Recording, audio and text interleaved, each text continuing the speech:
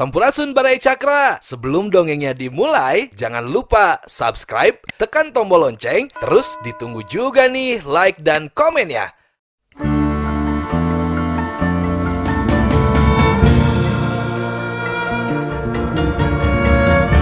Baraya Cakra, parantos waktosna 80,5 FM Radio Cakra, midangkeun dongeng Sunda Dora-Dori.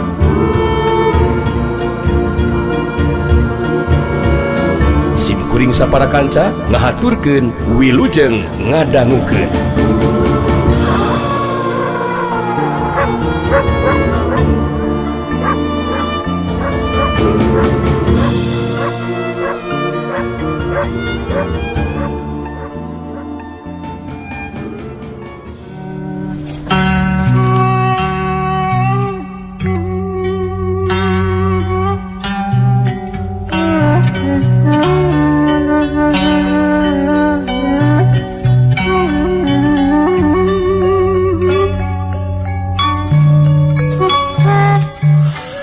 Langsung tarung jadi ngajauhan di tempat anu deket ka pancuran. Kiswanti jelmaan Kirantis putri iblis Semarakayang terus nuturkeun anu keur tarung. Hayang ngabandungan pungkasanana eta tarung, Rasanti mancuh datang tungana di tempat anu kosong. Sedengkeun Sandika geus sagade diri pikeun neruskeun tarungna. Ningali Sandika masih tacan bisa ngabinasakeun anu jelawan. Harita Kiswanti ngirimkeun sora jarak jauhna ditujukeun ka Sandika anu tangtuengan saukur kadenge ku Sandika wungkul. Kang Sandika, Kang, panutan pujaan abdi bet bangun anu asa-asa geningan Kang, rek ngabinasakeun si Rasanti teh anu geus ngaganggu kasuka urang duaan Kang. Abdi tos teu sabar hayang geura ningali si Rasanti ajal binasa Kang. Pokona mah tong asa-asa Kang. Ngaran si Rasanti gancang binasa gunakeun kakuatan ilmu anu paling hebat Kang. So Kang Sandika tong asa-asa Kang. Geus si Rasanti binasa mah urang teruskeun jajab kasukaan Kang. Abdi tos teu sabar Kang Sandika. Laksanakeun kahayang abdi ya Kang. Kitu sora jarak jauh Kiswanti anu kadenge dina waktu harita. Sandika ngasukeun peso badi giokna kana jero balik bajuna. Rasanti kerung bari merhatikeun Sandika anu geus moal ngagunakeun senjata peso badi giokna. Tapi Rasanti jadi ngaranju kaget. Ujung ngageter hatena waktu Sandika harita ngawangun pasangan pikeun ngagunakeun jurus tapak sambang getih. Bari merhatikeun kalebas Sandika harita Rasanti ngagerentes dina jero hatena. Bener-bener aneh. Ujung teu kaharti ku kaayaan Sandika. Bet bisa ngadadak robah. Nyata bener-bener hayang binasakeun diri aing mun kitu mah. Kabuktian dina neruskeun tarungna, Sandika bakal ngagunakeun jurus tapak sambang getih. Sakali aing kabeunangan ku jurus tapak sambang getih, geus semua bisa deui dipondah. Bakal ajal pati. Kudu bener-bener upaya sakuat tenaga. Ulah tepikeun ka beunang ku panajangna Sandika. Rasanti puguh geus nyaho karena kahebatan jurus tapak sambang getih anu bakal digunakeun ku Sandika. Sedengkeun Sandika harita anu geus saga diri musulkeun paneutupna ka Rasanti bagus nyarita. Maneh geus moal mampu ngimbangan kamampuan aing Rasanti. Sakedeung deui maneh bakal binasa ku leungeun aing. Keur awewe saperti maneh memang geus eueuh deui ampun Rasanti. Rasakeun sia jurus tapak sambang getih.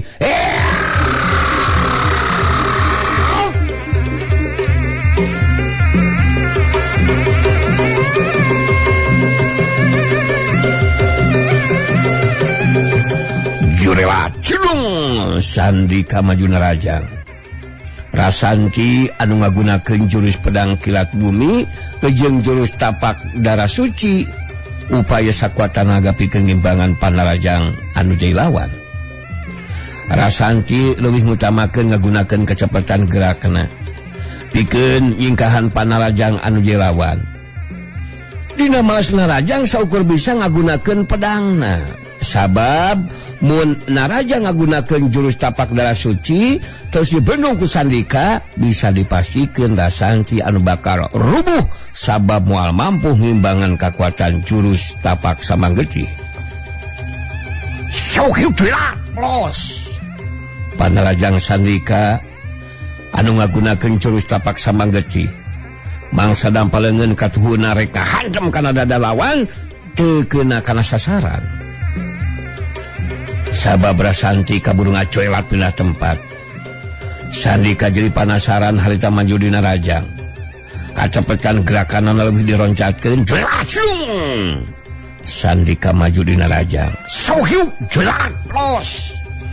Rasanti masih bisa nyingkahan Panarajang lawan. Saterusna Rasanti ningali aya kasempatan pikeun malas Narajang kanu jai lawan. Pedang taji putih disakbatkeun kana leungeun katu lawan. Porokaya Sandika ge teu kapalingan gerak ku anu jai lawan. Luncat ka belah kenca jadi aya di belah katuhun badan lawan. Syuhiu belasak gedung plos. Meh bareng jeung ngeplosna Panarajang lawan. Harita di luar dugaan lawan, harita tajonga suku katuh Sandika ngahantem kana pigelang leungeun katuh Rasanti. Menjadikan pedang taji putih lepas tina ceklanana. Saterusna Rasanti ngacari jeug mundur ka tukang. Sagak gas. Rasanti dina kayaan ngacari jeug pedangna geus lepas tina ceklanana, harita jadi beuki ngaranyu kaget ningali Sandika maju dina Rajang bari ngagero. Binasa maneh ayeuna Rasanti, rasakeun tapak Samanggeti.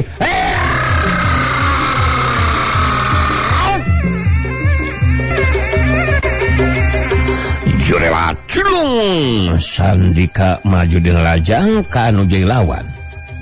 Anu kayana masih keneh keur ngajari jeug ka tukang cacan bisa mancukeun tangtunganana. Rasanti ngarahuh dina jero hatena geus jelas moal bisa nyingkahan Panarajang anu jai lawan. Tapi samemeh kakuatan jurus tapak Samanggeti kena kana sasaran. Harita aya ciri anu ngajelat sarta langsung Narajang ka Sandika. Kacepetan gerak jeung kakuatan Panarajang na ngagitkeun Sandika. Kapaksa Sandika harita ngajelat ka tukang nyingkahan eta Panarajang. Jelas yuk.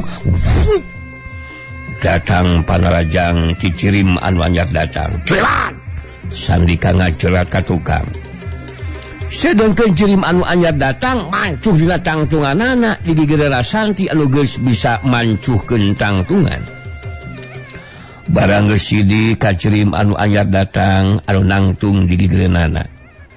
Harita Rasanti jadi kageteun pacampur ejeung bunga.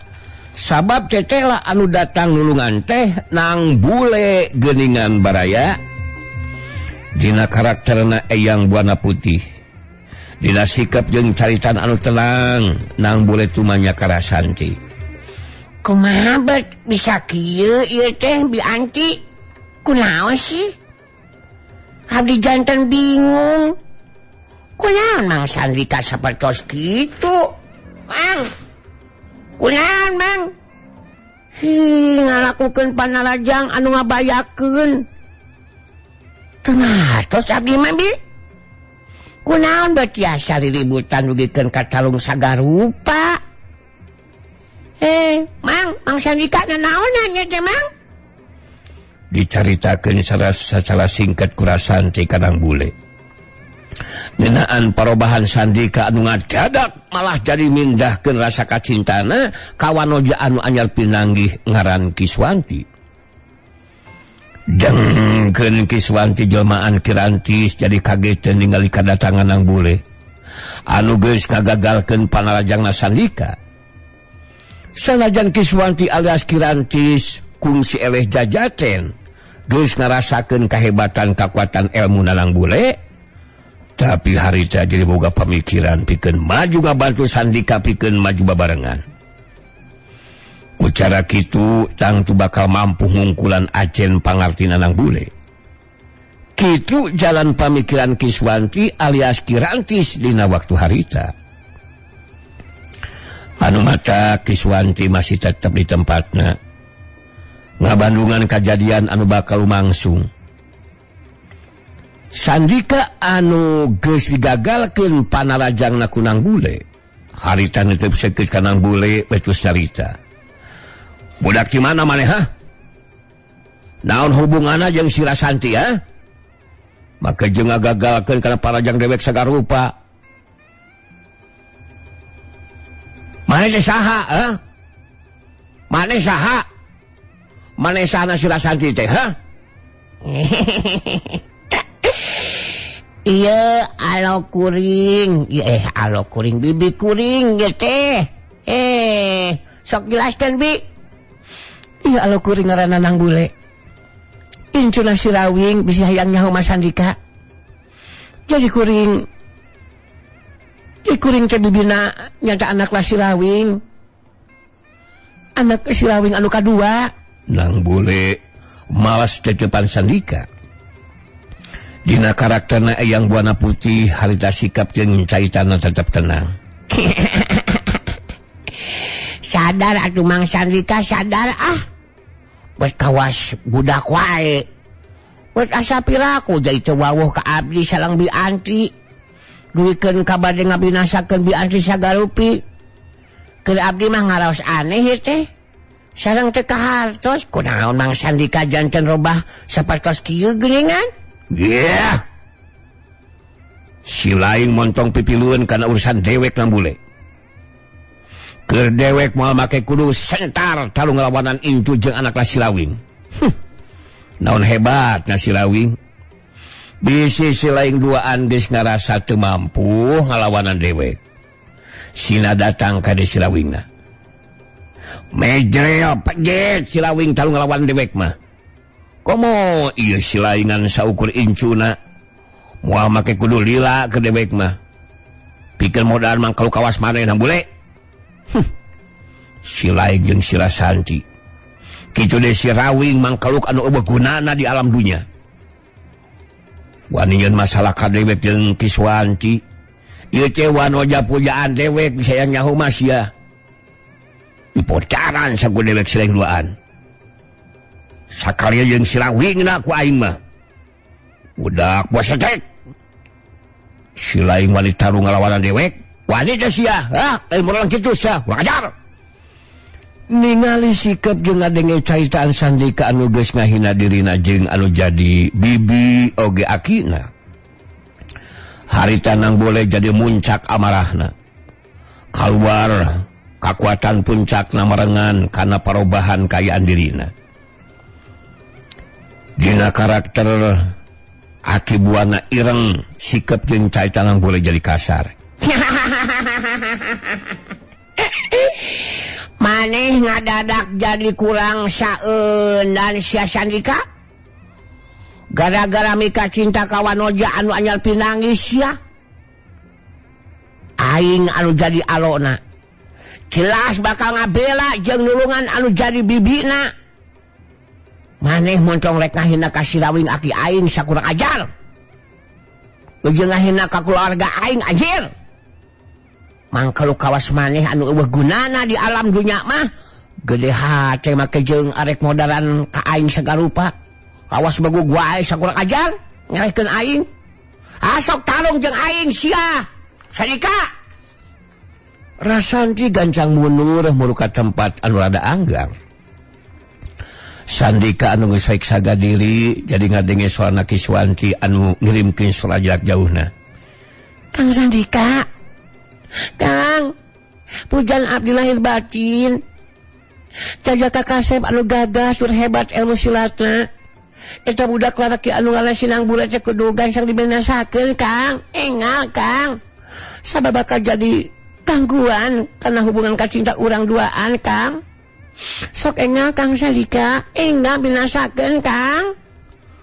ningali Sandika geus ngelawan pasangan, harita nang bule nyaita deui. Maka jeung hayang modaran aing si goblok. Tapi mani kareket kitu maneh marek majuna rajang ke Sandika. Jadi diungha ku aing sia boga mangke. Mun heueuh maneh gableg kabegog hasok gancang majuna rajang anjir. Lain kalah ka ngabulilang kawas kitu sia. Aing mah moal sieunneun dibulilengan ku maneh sa Sandika. Gadah sia. Pontong ngomong ka mana karab sia aing sang nang bule urang ajar. Tadah sia jurus tapak sama geti.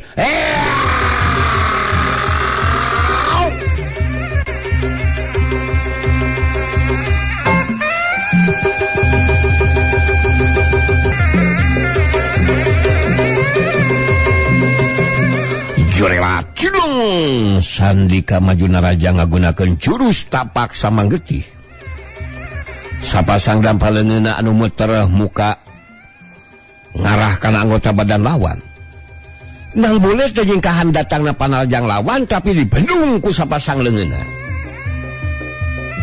Bantrokan kekuatan tenaga lapisan ngaliwatan dengan masing-masing harita lumangsung. Saukiukikas daligdeug Sandika ngadaligdeug mundur sababaraha lengkah ka tukang. Sedengkeun nang boleh saukur ngageser saeutik. Sandika gancang mancukeun tangtuanana. Terus kawangun di pasangan. Nang boleh merhatikeun di lawan bae nyarita. Maneh mah ngomong we anu tarik sa Sandika. Kakarek bantok kokol ge geus langsung ngadaligdeug anjir. Rek kumaha bisa ngarubuhkeun aing. Ari panarajang syukur kitu patut mah balik sia. Hasok gunakeun kekuatan panarajang leuwih hebat Sandika. Sandika jadi penasaran sabab anu jilawan bisa ngimbangan kekuatan ilmu tapak samanggeti. Bari murelang kanu jilawan terus cerita. Si lain montong ngabatot wae nang bule. Kurang ajar sia, rasakeun sia ieu.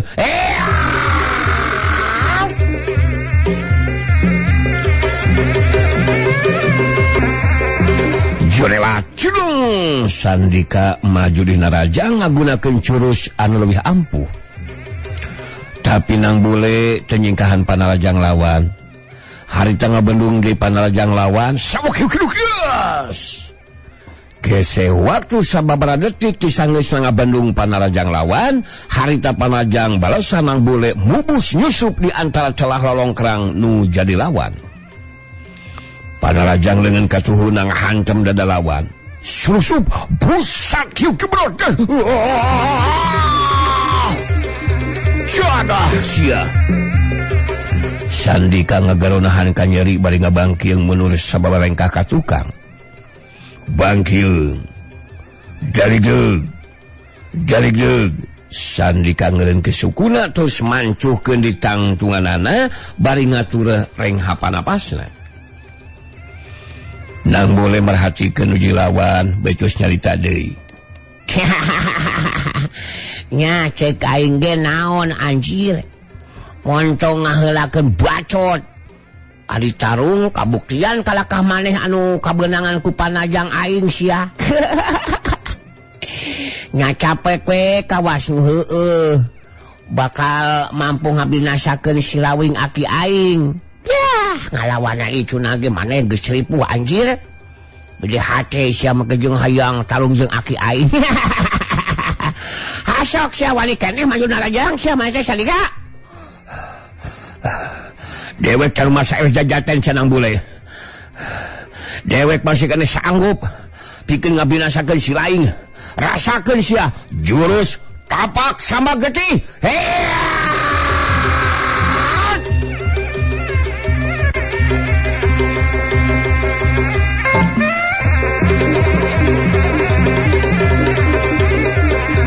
Sandika maju dina rajang, kacepetan gerak jeung kekuatan panarajangna leuwih dironjatkeun. Orokaya nang bule anu ngagunakeun kekuatan puncakna, teu saukur bisa maca kana setiap kata gerak panarajang anu jilawan. Tapi kecepatan gerakna leuwih cepet tibatan nu jadi lawan.